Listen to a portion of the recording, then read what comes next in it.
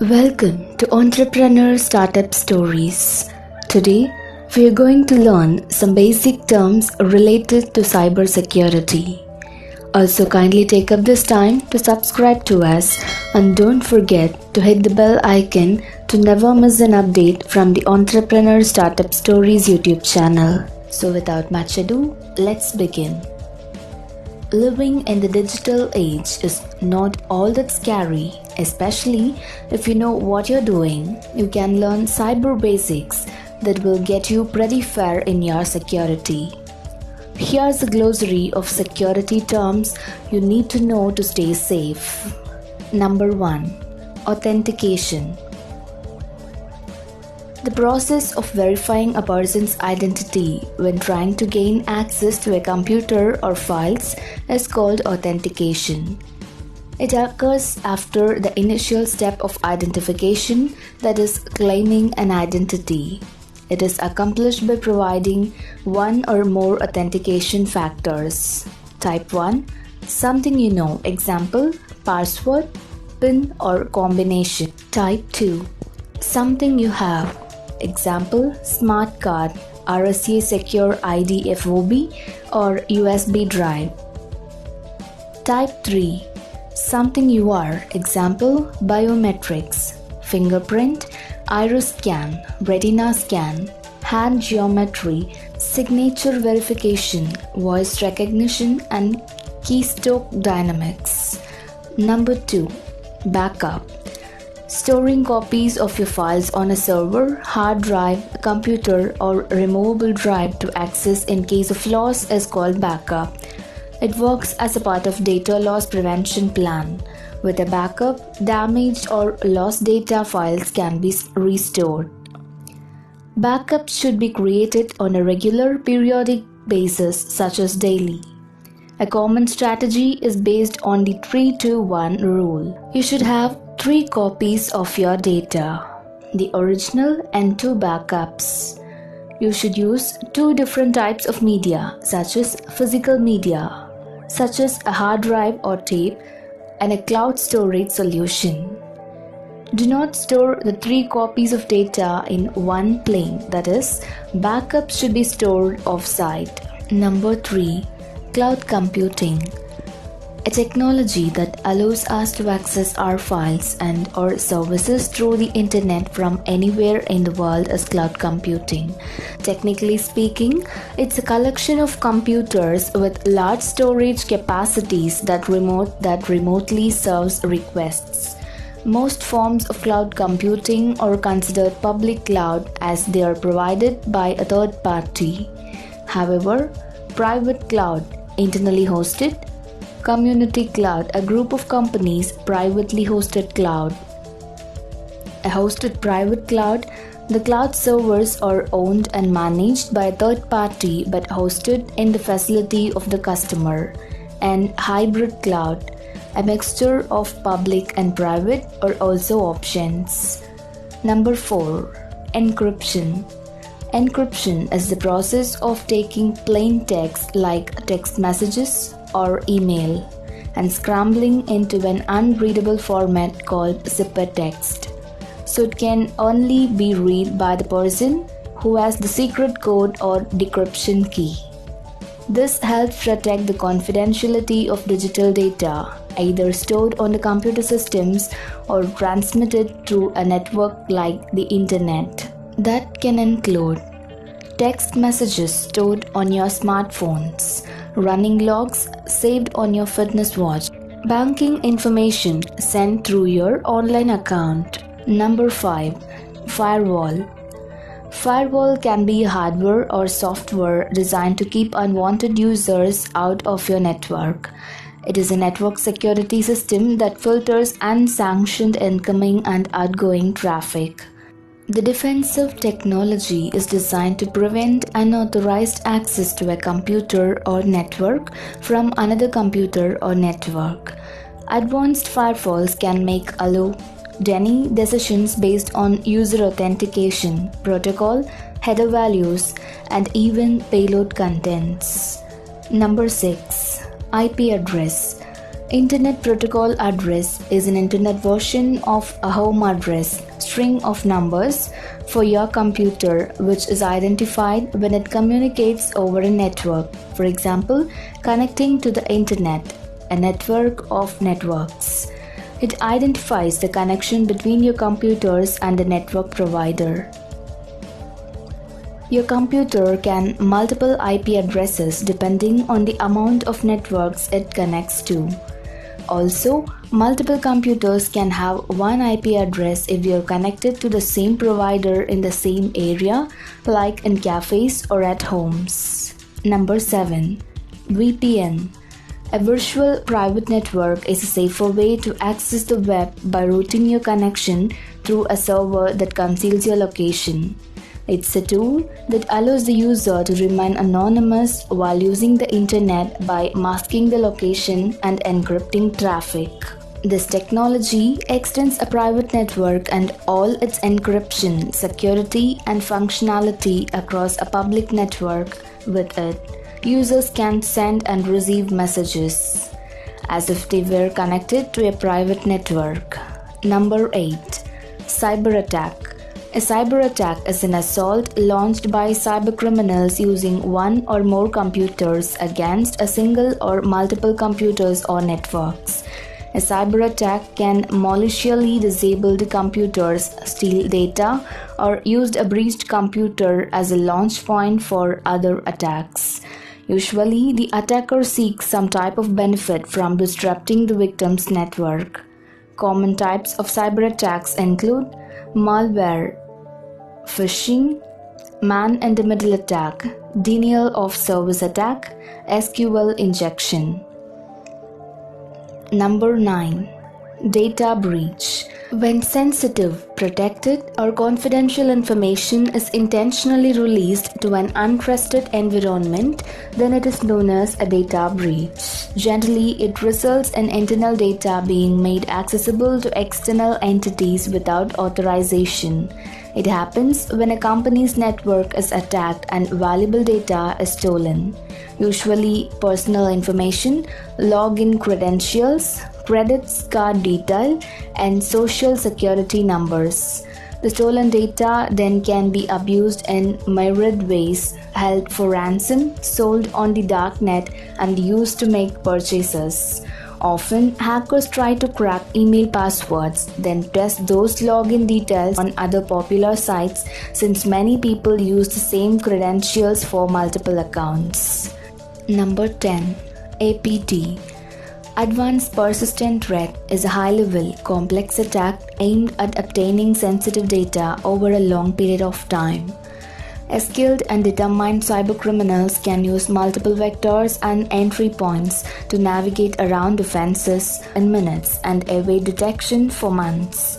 Because of the level of effort needed to carry out such an attack, APTs are usually leveled at high-value targets such as nation-states and large corporations with the ultimate goal of stealing information over a long period of time rather than simply dipping in and leaving quickly, as many black hat hackers do during low-level cyber assaults. Number 11. Cracker. Cracker is the proper term to refer to an unauthorized attacker of computers, networks, and technology instead of the misused term hacker. However, this term is not as widely used in the media, thus the term hacker has become more prominent in spite of the misuse of the term. Crackers are also called black hats. They look for backdoors in programs and systems, exploit those backdoors, and steal private information for use in the malicious way. When they break the security of the network, they do it illegally without the owner's permission, and they do it for the personal gain. The skills and knowledge they possess are used expressly to breach security with malicious intent. Their goal may be to steal credit card information, to get private data that can be leveraged for illegal activity, to get private data and sell it, or to simply destroy the data. Number 12. Hacker. Someone who violates security to access data for a malicious reason is known as hacker. Hacker can range from professionals who are skilled programmers to those who have little to no knowledge of the specifics of a system or exploit but who can follow directions. In this instance, they are called script kiddies. Two types of hackers: white hat hackers, black hat hackers. White hat hackers is a cybersecurity expert who tests a system by running mock cyber attack to discover potential security vulnerabilities. These hackers breach the network to gain sensitive information with the owner's consent, making it completely legal. Black hat hacker is a person who tries to break into a computer system by exploiting cybersecurity vulnerabilities. These hackers break into the network to steal information that will be used to harm the owner or the user without consent. It's entirely illegal. Number 13. Keystroke logger.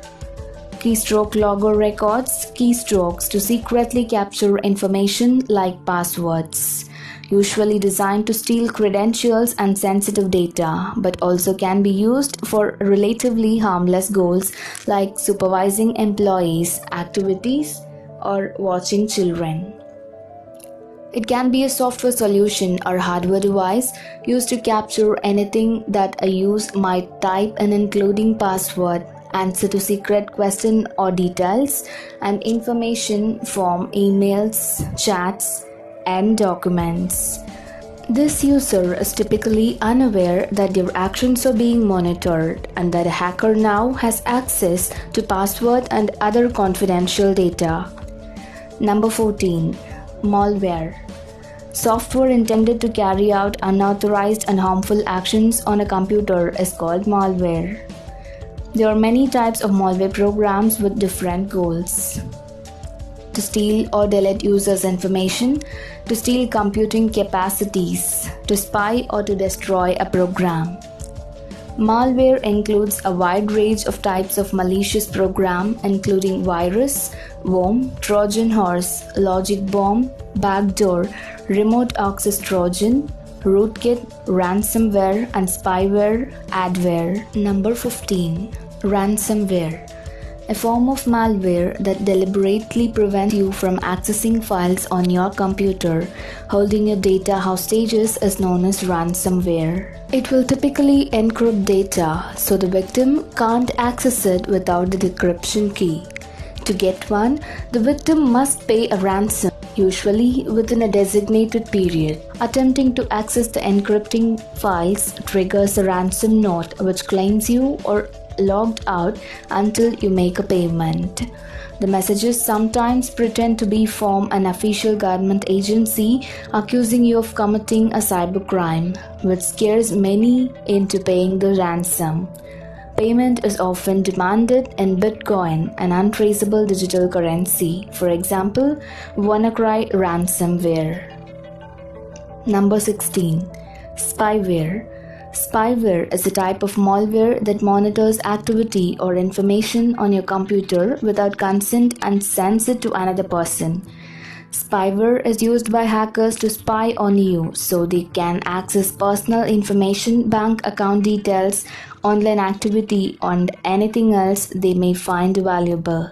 On mobile devices, spyware can log your whereabouts, read your text messages, redirect calls, and much more. The goals can be different. To sell this information to those who may benefit from it, like the advertisers, competitors, data companies. To obtain the banking information and password, and so on. The most widespread spyware are keyloggers and Trojans. Number 17. Phishing. Phishing is a technique used by hackers to obtain sensitive information. Phishing attack can take place over email, text messages, through social networks, or via smartphone apps. The goal of phishing attack may be to learn logon credentials, credit card information, system configuration details of network, computer, or personal identity information. Phishing attacks are often successful because they mimic legitimate communications from trusted entities or groups, such as false emails from bank or a retail website. There is usually a link or attachment included, which it urges you to click so that you'll unwittingly download malware to your system. Sometimes phishing scams look indistinguishable from the sites they are imitating, and they attempt to trick you into entering your password. Number 18. Trojan. Trojan is a form of malicious code that looks like a legitimate file, program, or application, but actually is designed to control the user's computer and data. It's usually hard to detect until the damages and losses are significant. It can delete, spy, and ask for money under the seemingly rightful reasons. It is a piece of malware that often allows a hacker to gain more remote access to computer through a backdoor. 19. Virus. A type of malware aimed to corrupt, erase, or modify information on a computer before spreading to others. However, in more recent years, viruses like Stuxnet have caused physical damage. It aimed to infect and harm a life, a system, or a network. Viruses are typically attached to files, applications, or downloads that appear to be non-threatening elements. Once downloaded, opened, or executed, the virus can piggyback onto programs to corrupt data or expand throughout a network and damage systems across a company. Some viruses can replicate themselves. Number 20. Worm. A piece of malware that can replicate itself in order to spread the infection to other connected computers is called a worm. It can multiply itself to eat computers' resources or be sharpened to steal and delete users' data and provoke general havoc in the system. Worms arrive through system vulnerabilities or clicking on malicious attachments. A worm can be used to deposit other forms of malware on each system it encounters. They predate viruses and have infected systems since mainframes were the only computer in existence.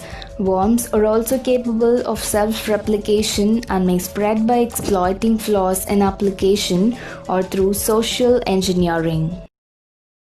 I hope you have enjoyed listening to this video. If you have any suggestions to improve our list, kindly leave them in the comment section below. We'll be glad to hear from you. If this is the first time you're watching, do look out for more videos in our playlist. Make sure to subscribe and hit the bell icon to never miss an update from the Entrepreneur Startup Stories YouTube channel to learn more. Happy learning!